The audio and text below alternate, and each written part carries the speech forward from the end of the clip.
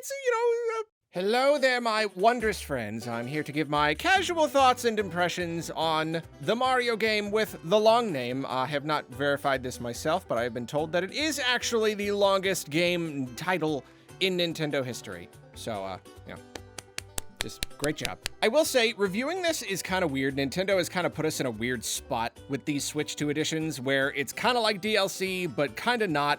And this one in particular, it exists in this strange liminal space between satisfying and disappointing. It's like kind of neither and kind of both simultaneously, It's very strange. There's a lot of good stuff, but then there's a lot of like caveats or it's kind of like, it just kind of depends on how you look at it, Like that makes a really big difference of like how good it is. So I don't really know. I'm just gonna do my best here. We'll start with performance. I cannot heap enough praise on the art style, on just the overall visuals of the base game. And now we've got the game running at a much higher resolution. I don't know if it's quite native 4K, but it may as well be. And higher resolutions obviously make any game look good, but I do think that sometimes it seems like they work best on games with much cleaner, simpler graphics. You can really appreciate the sharpness, all of the clean edges, So this Switch 2 edition takes a game that was already perfect visually,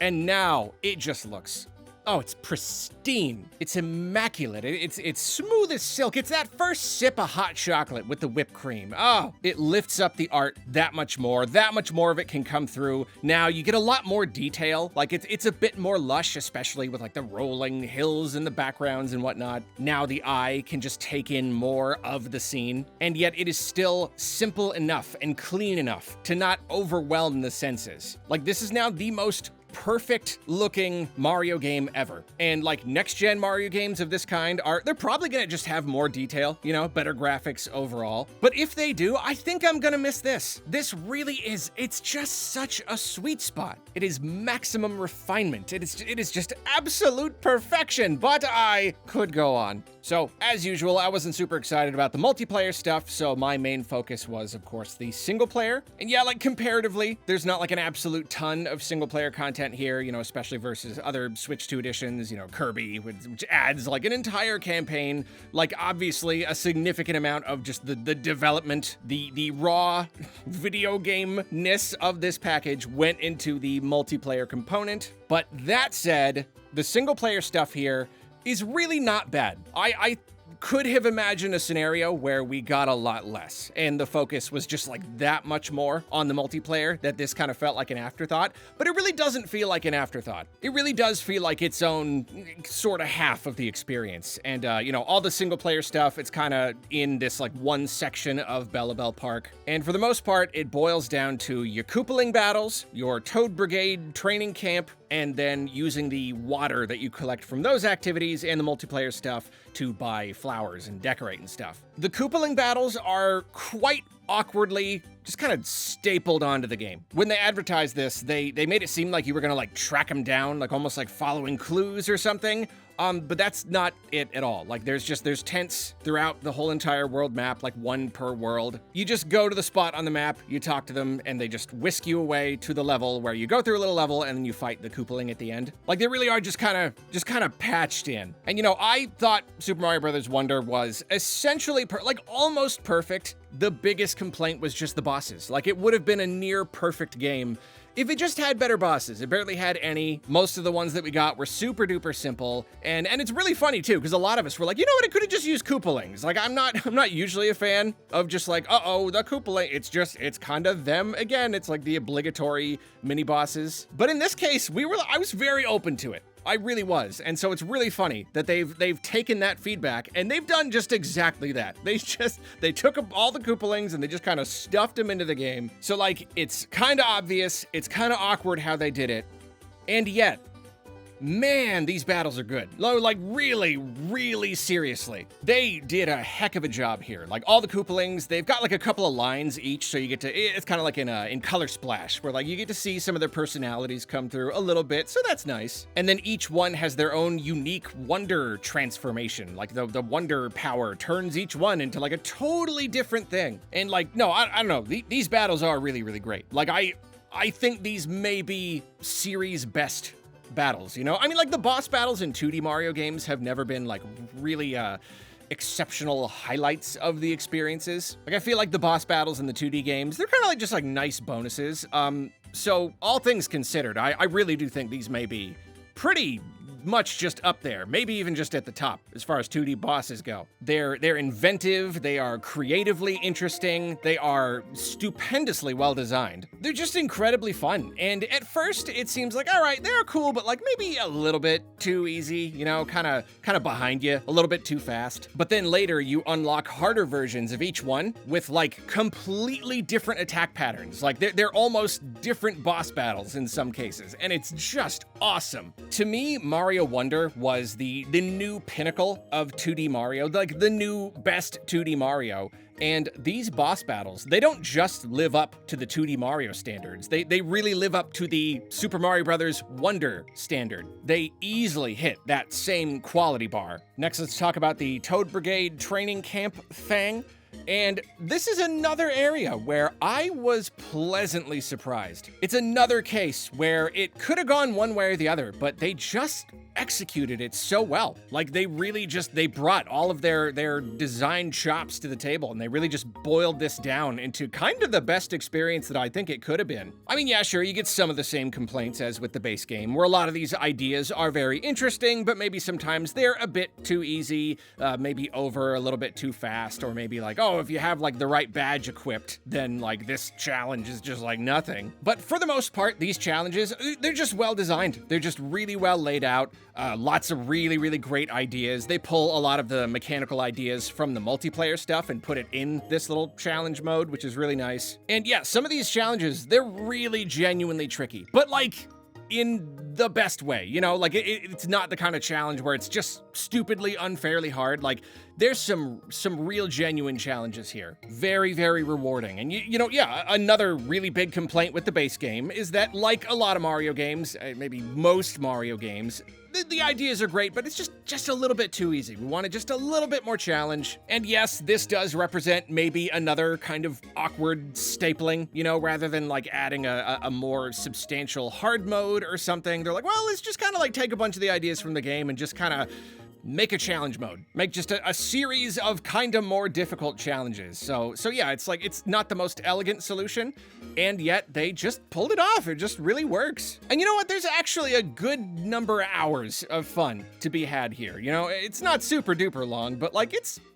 maybe a little bit more than I expected. So between these different modes and even the multiplayer stuff, you collect water, and you put the water on the plants and it sprouts flowers, and you know, it's this cute little gotcha system. Something random will appear each time. Fortunately, you can give a fountain a whole bunch of water at once, so it waters a whole bunch of flowers to minimize button mashing. And here you can get instruments for the little marching band. That's cute, kind of, you know, it's a thing to do.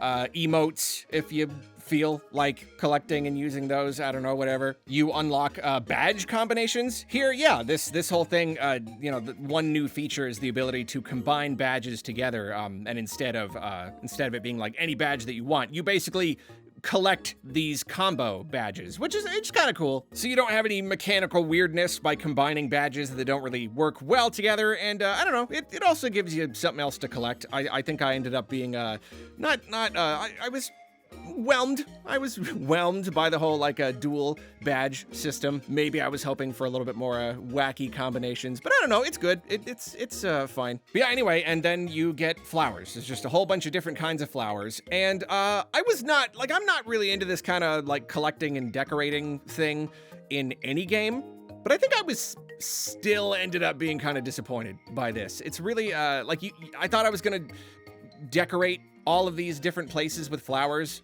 but instead there's just like a handful of these like installations, and you spend the different flowers as a currency to unlock different decorations.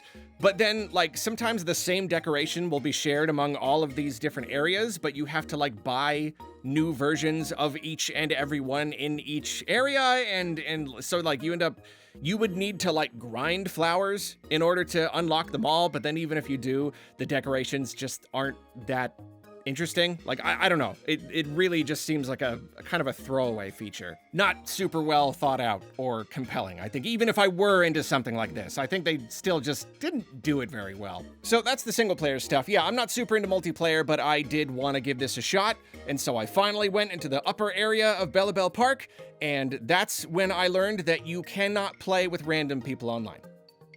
You can't. You can only play with friends, locally or online, no randos whatsoever. So, yeah, that's, just completely baffling. Just absolutely, completely baffling. Like, I get it, there's a precedent here, there's a history, especially with, like, Mario games, you know, Nintendo, it's supposed to be with your friends, it's supposed to be couch multiplayer, but, like, come on, like you like half of this thing is the multiplayer mode, and you couldn't even be bothered to let us play with random people on. So like I didn't have anyone to play with. So like I wanted to try all this out, and I ended up having to just rope an unenthusiastic roommate into just screwing around with it with me. So yeah, we played around with it for a bit, and to the game's credit, it's got a lot of good modes in there. There are a lot of good ideas. You know, this is not just like a cheap throwaway kind of mode. Like they gave it a good shot. There are actually a lot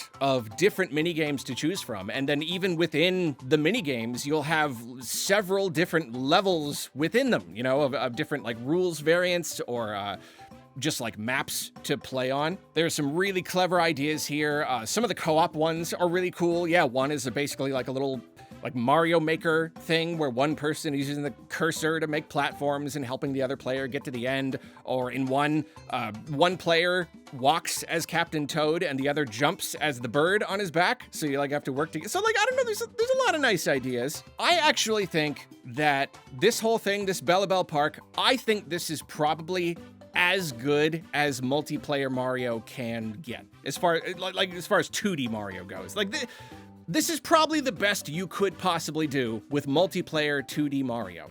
This is the most fun the experience could probably be. That is to say, pretty fun. You know, like, I don't know. Multiplayer Mario is one of those things where, like, they insist on doing it, even though I feel like there's a pretty hard enjoyment ceiling.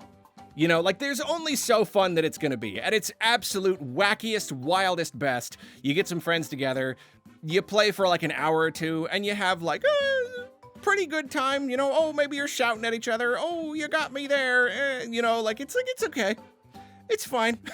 But then you just put it away and you never play it again. So I don't know, maybe that's just me. Yeah, to me, this seems like the most fun multiplayer Mario can be, which is pretty fun. Not amazing, and definitely not really my cup of tea. But if multiplayer Mario is your cup of tea, then I'm pretty darn confident that you're gonna have a great time here. Because yeah, like I said, lots of great ideas, lots of different modes, a pretty good amount of content to sink your teeth into, if this is your thing. So overall thoughts, it really is like I said at the beginning.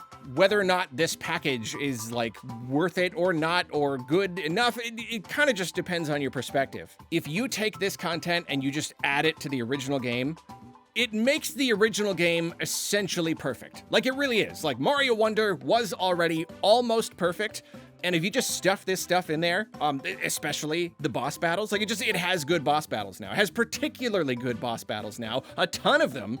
It's perfect. It is just undeniably the perfect 2D Mario game. But, of course, that stuff, you know, it kind of would have been nice if it was in the original game originally. Now you kind of have to pay for it. You know, it's an extra $20 on top of the 60 you already spent. And Switch 1 owners don't even have access to it. You have to buy it on Switch 2. And then even if this stuff does make the game perfect as like a complete package now, the fact that they made it perfect pretty well after the fact, it really has a lot less oomph to it now. It's a lot less impactful. If these boss battles were in the original, that would have made all the difference in the world. Like, my review was already pretty glowing, but I would have been over the moon. But like kind of patching them, stapling them in after the fact, and now just kind of retroactively looking at the game as a whole package and being like, oh, it's pretty much perfect now. Yeah, I don't know, it's really just kind of robbed it of a lot of magic. So yeah, with a lot of this, it's like if you already played the base game, it's kind of, I don't know, anticlimactic. I don't know if that's the word I want to use, but like, it's just, yeah, it's robbed of a little bit of its juice. But if you haven't played the original game, and this is your introduction to it, and you get to just play all of this together as one complete package, then like, oh my gosh, like, wow. It's gonna be mind-blowing if you don't mind paying $80 for it.